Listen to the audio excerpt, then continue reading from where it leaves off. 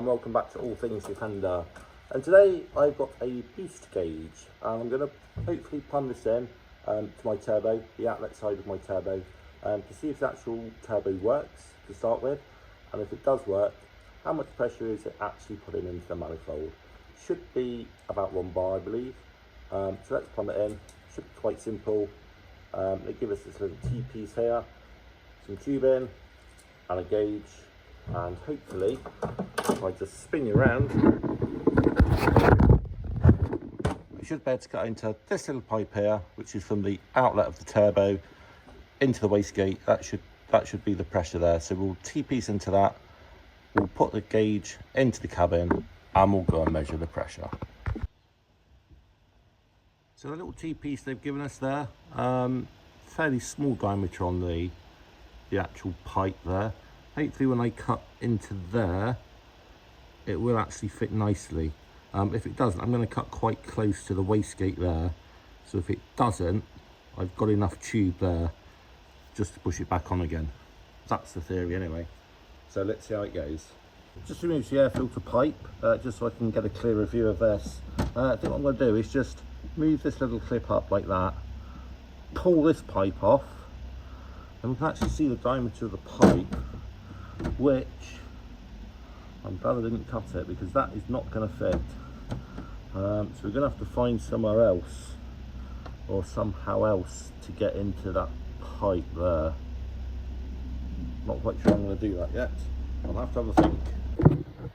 The other option is, instead of taking the wastegate pipe, there's another T-piece there. Well, there's a little T-piece there, and there's a smaller diameter pipe which runs all the way around to the throttle body, I think it is, down here.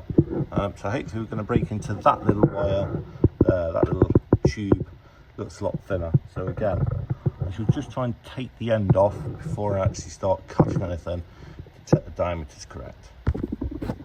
So I've just pulled the little pipe off there. It's here now, so it's all nice and loose, so I can get to it. So I'm just going to cut into this now, and hopefully that little plastic collector will fit. So here we go, moment of truth. Otherwise I'll be fixing this. There we go, it's cut. And the little connector is going to be tight, but it is going to go on. I'm just going to push that in off camera, I think, and I'll come back to you. There you go, it was very tight, so I just warmed it up very lightly, just with a little light like that, and it pushed on nicely. So do the other end, and we'll put the gauge on.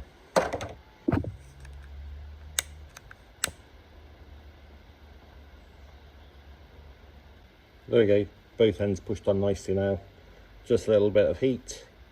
That's really nice and tight. So we'll put that back on.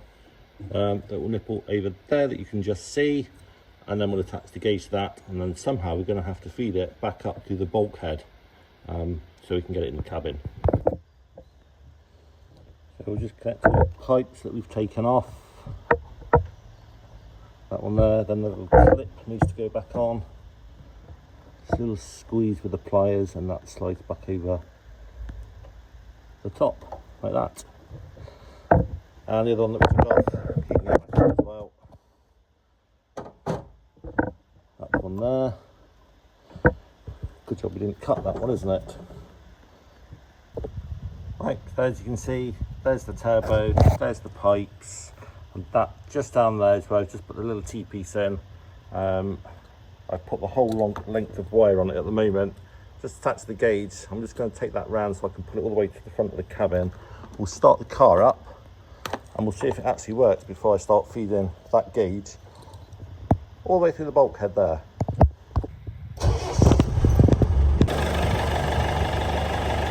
So there's the car running. It's flickering slightly. If I just rev the car up, hopefully that should show some boost. Right, so there we go. If I just rev the car slightly,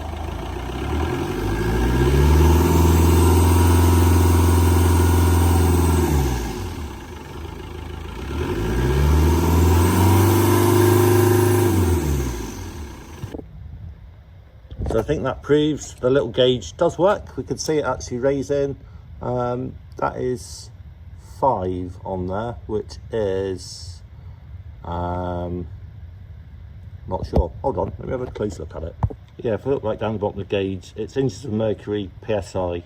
So I'm assuming that's 5 psi. I'll look into it, and I think it needs to be about 10 or 12 psi. It's 1 bar. I'll work it out and actually put the conversion on so we know what we're actually looking at. Perfect. Just googled it. 1 bar is 14.5 psi. So that's what we're looking for. We're looking for about 15, I think, on there. I'm going to look in the manual just to check that that is correct. I'm looking for 1 bar pressure, but when we go and drive it shortly, when it's all installed, hopefully we're looking for about 15 bar at about 3,000 RPM, I think. Again, that's going to be difficult to actually determine because we don't have an RPM gauge, but we'll just rev it along, probably going up a hill, and see what boost we get. Right, so I think I found a way through. Just taking the speaker off. There's 3 little screws, and then that just pulls through. It's where the windscreen wiper motor is there. Just below it, there's a couple of grommets where other wires and stuff's come through. So I'm going to go and push the little pipe through there, feed it up to the dashboard, and then put the gauge probably up there somewhere. I'll probably just mount it very rudimentary at the moment until we can fix it a little bit proper. All these holes are actually quite tight with wires, so I've just looked. The little bolt there that holds on the windscreen motor, wiper motor there, just below that, if I drill a hole there, you can't actually quite see it, but just below that screw there, that'll come in a nice place in the engine bay where I can just feed the pipe through. So I'll just pop a little hole in and then push it through.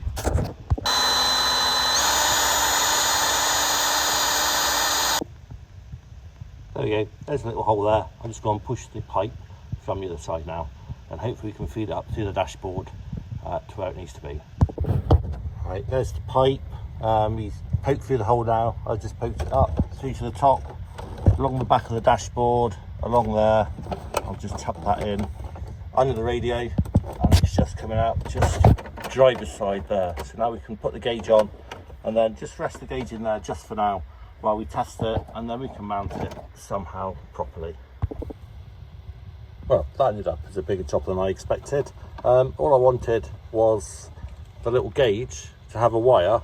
I was going to wire it in the back of the old cigarette lighter that was there. Found out it wasn't working, ended up pulling a lot of the dashboard out, making it loose, ended up pulling the radio out, which was there. Loads of old wires, not a clue what half of them do. Half of them are blanked off, or they've got the old chocolate blocks that just end, so not a clue what they do.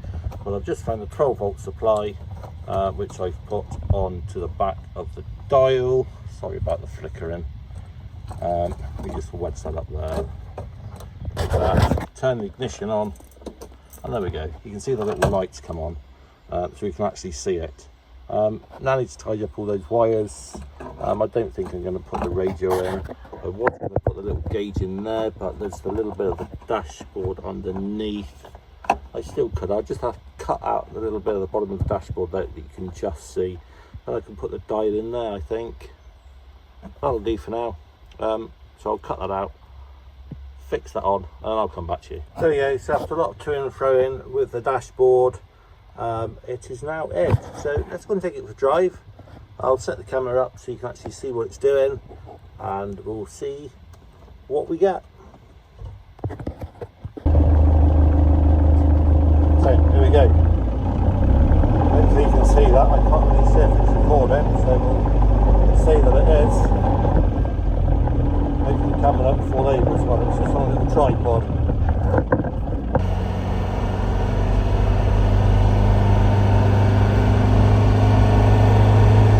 Right, there we go. Hope that was useful. I didn't really quite see what the pressure went up to. I think it got to like 10 or 12 psi. I'll have a look back at the video in a minute when I'm back inside. Hope that's helped some people.